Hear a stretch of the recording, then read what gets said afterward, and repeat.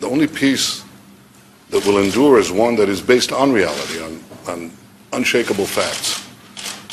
I think for there to be peace, the Palestinians will have to accept some basic realities.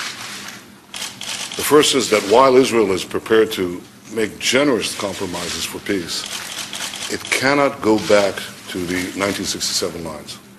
That Israel cannot negotiate with a Palestinian government that is backed by Hamas. Hamas, as the president said, is a terrorist organization committed to Israel's destruction.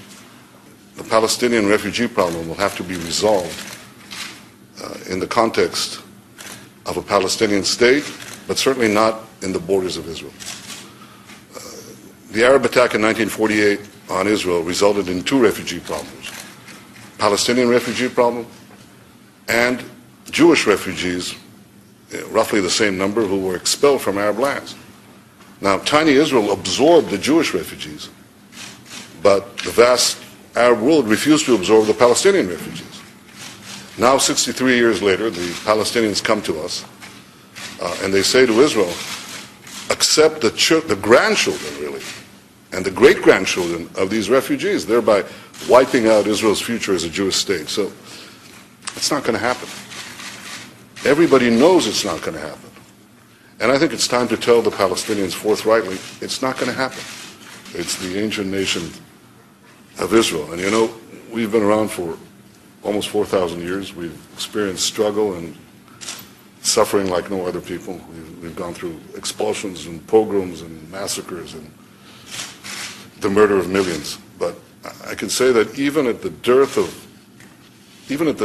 of the valley of death, we never lost hope, and we never lost our dream of reestablishing a sovereign state in our ancient homeland, the land of Israel. And now it falls on my shoulders, as the Prime Minister of Israel, at a time of extraordinary instability